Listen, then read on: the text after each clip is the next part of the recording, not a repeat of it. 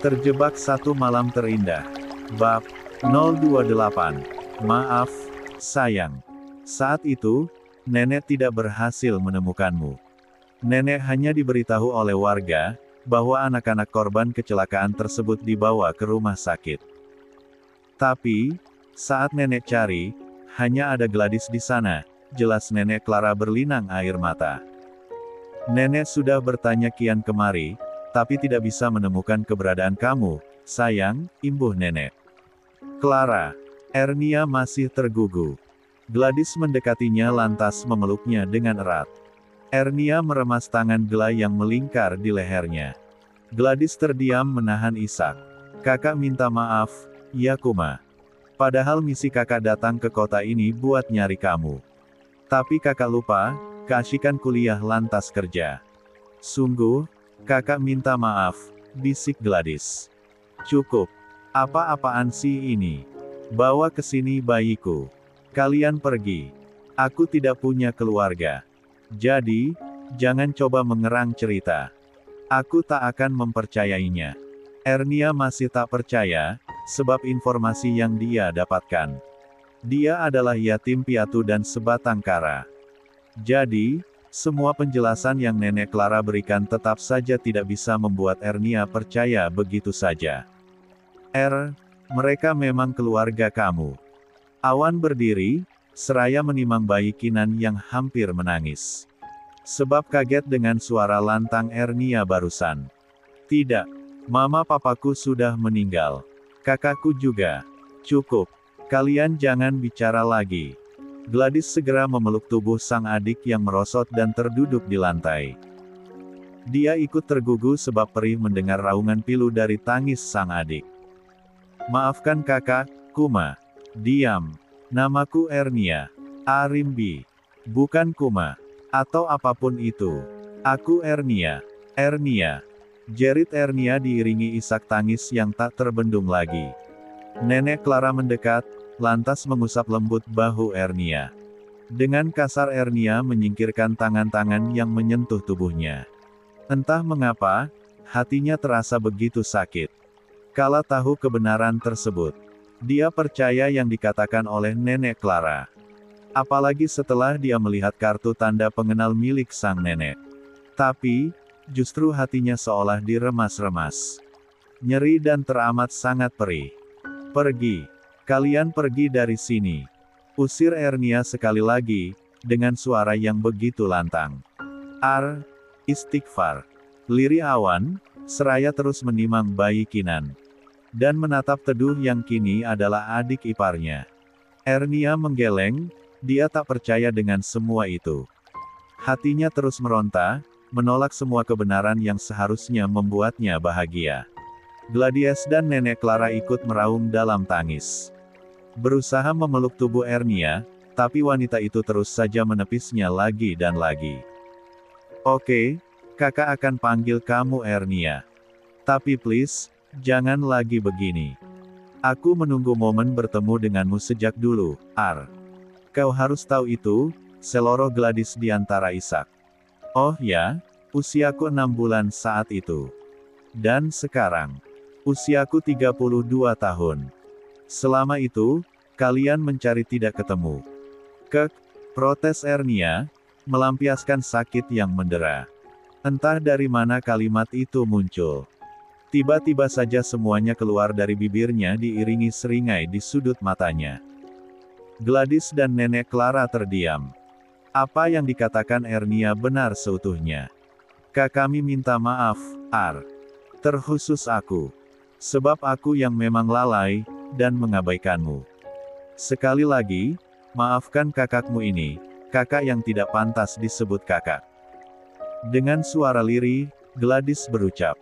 Serta wajah yang tertunduk lemah. Dia tak menyangkal semua itu. Sebab memang dia lalai dan tak memfokuskan diri. Nenek Clara berdesis lirih. Seraya melirik Gladys dengan sangat kesal. Nenek memohon maaf atas nama kakak kamu.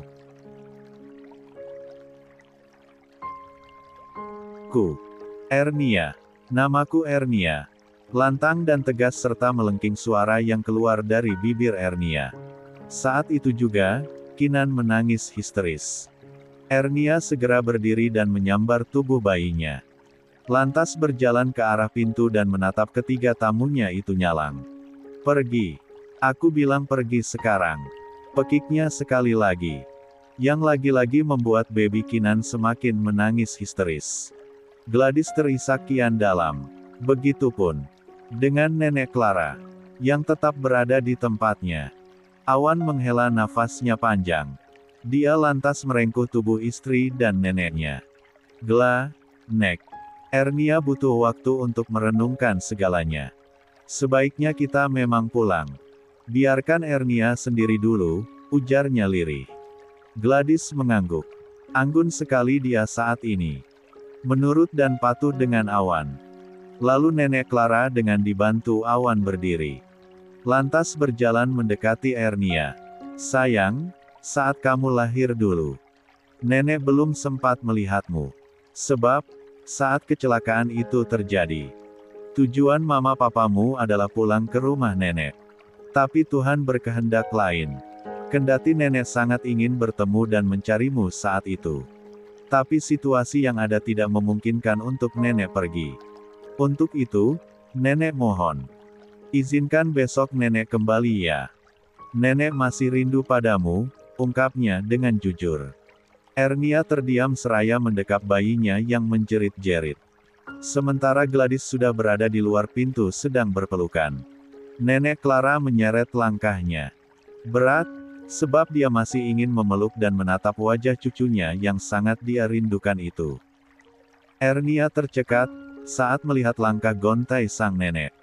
Hatinya terasa tercubit sakit. Sangat sakit. Sekali lagi, Nenek Clara menoleh saat dia berada di ambang pintu. Menatap teduh Ernia.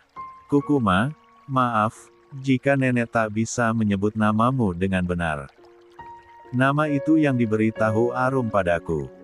Nenek sayang padamu, Kuma," ucapnya lirih seiring wajahnya yang banjir air mata. Ernia merapatkan kedua matanya. Nama itu sungguh asing baginya. Sangat asing. Tapi, mendengar nama Arumi, sang ibu, hatinya tersentuh. Dalam dan kian terenyuh. Tangannya menutup daun pintu perlahan. Dan lirih, bibirnya berucap, "Nenek." Pintu itu tersisa satu jengkal untuk tertutup rapat. Dan Ernia mengangkat wajahnya perlahan, seraya menatap tiga pasang kaki yang mulai melangkah menjauh darinya. Ada yang terasa terinjak-injak di dalam dadanya. "Nenek," pekik Ernia, dengan bibir yang gemetaran. Juga tubuh yang menggigil hebat. Nenek Clara menoleh cepat. Dan saat melihat Ernia yang berdiri di luar pintu. Tapi, saat sang nenek hendak melangkah kembali mendekat ke arahnya, Ernia gegas mendorong pintu dan melesak masuk ke dalam. Brak! Pintu itu tertutup rapat. Ernia menyandar di pintu. Srek! Tubuhnya melorot perlahan. Seraya membuka resleting gamisnya, lantas menjejalkan perlahan puncak dadanya ke bayi Kinan. Ernia meraung dengan dada yang seolah meledak hebat. "Aku punya nenek," lirihnya. Kamu punya nenek buyut, sayang. Kita punya keluarga," ucapnya dengan sangat lirih. Tubuh Ernia terasa sangat lelah. Setelah bergelut dengan rasa di hatinya, matanya terasa berat dan mengantuk. Dia mengunci pintu, setelah menempel sebuah kertas memo di pintu. Bertuliskan, Don Disturb, dengan huruf kapital dan tebal. Setelah itu, Ernia membawa bayi Kinan masuk dan segera naik ke ranjang. Lalu tidur bersama. Keesokan hari, Ernia mencari Reno dan Linda. Lantas dia ajak ke rumahnya. Bahkan Ernia membawa koper besar. Juga beberapa alat masak. Linda sempat tercengang, tapi tetap tak banyak tanya. Sebab memang itu semua ide darinya. "Lin, apartemennya kamu pakai saja, ya. Aku mau tinggal di rumah saja kayaknya," ujar Ernia.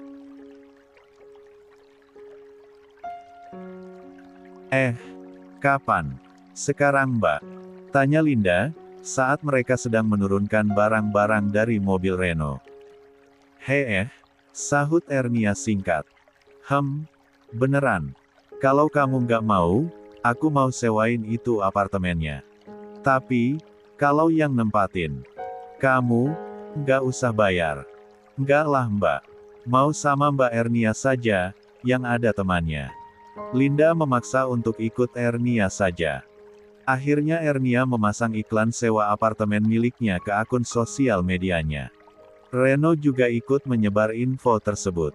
Dan, selang beberapa jam, saat Reno dan Linda sibuk beres-beres rumah Ernia, ada yang langsung membooking apartemen tersebut.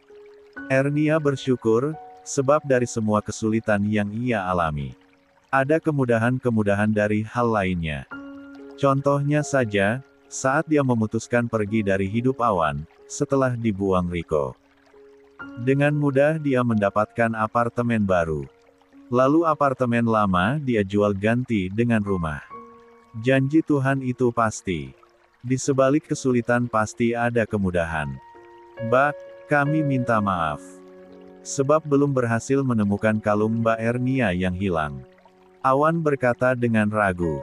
Melihat mata Ernia yang bengkak. Dia tahu, kalau seharian kemarin pasti Ernia menangis. Astagfirullah. Iya, aku lupa kasih tahu kalian. Kalung aku udah ketemu. Maaf ya, sahut Ernia dengan wajah pias menahan haru. Entahlah, dia sendiri masih terombang-ambing dengan perasaannya. Harus bahagia, atau sebaliknya. Serius, Mbak? Tanya Reno dan Linda bersamaan. Iya, serius. Makanya aku mau fokus usaha. Ki butuh banyak biaya untuk ke depan. Jadi, sebagai ibu yang merangkap ayah juga, aku harus segera bertindak dari sekarang, bukan?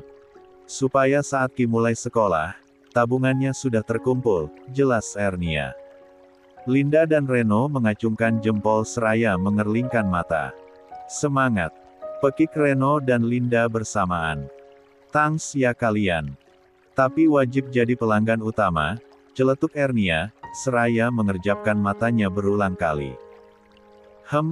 Memangnya kami mau pesan sama siapa lagi, Mbak? Cuma masakan Mbak Ernia yang cocok di lidah kami, sahut Reno dengan alis naik turun. Hehehehe, sayang kalian, balas Ernia, seraya tersenyum lebar. Mereka berjibaku menyusun segala yang akan Ernia pakai untuk usahanya. Hingga malam menjelang, dan Reno pamit untuk kembali ke apartemen. Linda ikut Reno, sebab belum membawa pakaian gantinya yang masih berada di apartemen milik Ernia. Di tempat lain, saat Gladys mendapatkan undangan khusus pernikahan Rossana dan Rico, dia enggan sekali datang. Entah mengapa, setelah diusir oleh Ernia, Gladys seolah kehilangan harapan hidup. Kebenciannya yang selama ini membara, tiba-tiba meredam begitu saja. Mas, aku malas sekali datang ke kawinan Rossana, keluhnya yang masih berbaring malas di kasurnya. Waduh, aku juga ada banyak acara hari ini. Apa kita minta nenek saja yang datang? Good idea. Nenek sama Ros, kan akrab. Pasti nenek mau, ujar Gladys. Oke, aku akan bicara sama nenek. Apa kamu baik-baik saja hari ini? Wajah kamu semakin terlihat pucat. Gla, ujar Awan, seraya mengusap lembut bahu sang istri. Entahlah mas. Apa kamu tidak tahu kabar Ernia, mas? Aku merindukannya, sahut Gladys dengan genangan menumpuk di matanya. Kapan kita akan ke sana? Biar aku selipkan waktu nanti, ujar Awan. Tanya nenek saja. Ernia pasti enggan bertemu denganku, sahut Gladys pasrah. Awan menghela nafasnya panjang. Lantas mensapa kening istrinya, merambah ke bibir, lalu ke tempat lain. Gladys menahannya, dengan tatapan perih di wajahnya. Maafkan aku mas. Aku tidak bisa apapun tanpa itu. Rico meremas bantal yang menyangga tangannya. Setelah Gladys masuk rumah sakit kala itu, hingga kini, Gladys mengerti kesedihan sang suami. Maukah kau membelikannya untukku, Mas? Aku juga menginginkannya, bisik Gladys lirih, seraya mencengkram lengan Awan lembut. Awan menatapnya lekat, dengan senyuman samar. Lantas menggeleng. Lemah. Tidak perlu. Aku minta maaf, masih juga tak mengerti kalau kamu sedang sakit. Maafkan aku ya, aku pergi dulu, sekalian bilang ke nenek untuk pergi ke kawinan Ros, sahutnya. Gladys tahu suaminya kecewa, tapi Awan sudah melarangnya mengkonsumsi obat-obatan itu. Awan pergi. Setelah mensapa kening sang istri. Lalu menemui sang nenek yang sedang berada di ruang tengah. Nek, siang ini pukul 11, ada undangan pernikahan Ros sana. Gladys katanya malas mau ke sana. Apa nenek bersedia kalau menggantikan kami untuk datang? Siang ini.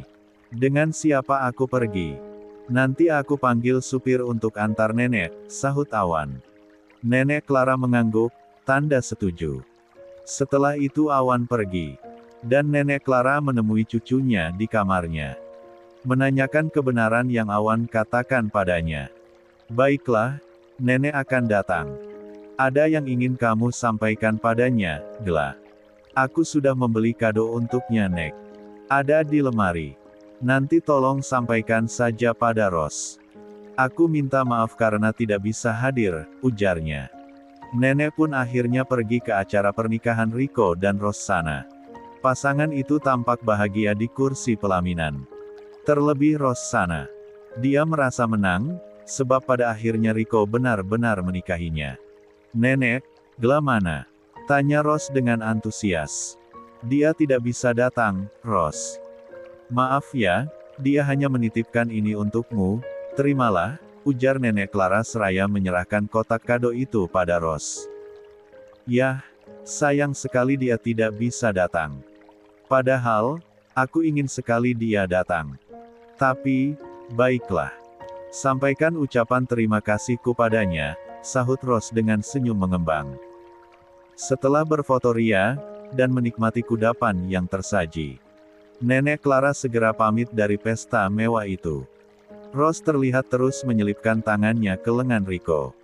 Bahkan, sesekali dia mencuri sapa pipi Rico. Apa kamu sudah tidak sabar, An? Dari tadi sapa-sapa terus, goda Rico, yang menatap nakal sang istri. Iya, kapan sih acaranya usai, sahutnya, lantas mengangkat buket bunga yang ia pegang dan menutupkan ke wajah mereka. Ros dan Rico melepaskan pagutan. Dan menatap ke arah Mama Nanti, yang cekikikan melihat mereka. Ros tersenyum. Saat Nanti mengacungkan kedua jempolnya padanya. Dan Ros mengerling seraya menarik kembali wajah Rico yang berpaling. Mumpung gak ada tamu, Mas, bisik Ros lirih. Yang kembali dengan liar melumati bibir tebal Rico. Pukul 4 sore tamu undangan bubar, Ros menarik tangan Rico untuk segera masuk ke kamarnya sama pria yang kini bergelar suami baginya. Ros sana memaksanya untuk melakukan ini. Tapi, Rico menolak. Dia ingat kata-kata Ernia. Toh besok kita nikah, Mas. Malah halal, kan? Jadi, tunggu besok saja. Padahal kala itu, tinggal hari besok mereka akad nikah. Tapi, Ros, bahkan baru saja undangan tersebar. Dia berani datang ke kantor Rico. Dan mengunci pintu ruangan calon suaminya itu. Lantas, Rico sudah melihat semuanya. Sebab, selama mereka berpacaran, Ros kerap kali mengajaknya begitu. Dia sampai hafal di mana saja letak tahi lalat di tubuh Ros, meski mereka belum resmi menjadi suami istri.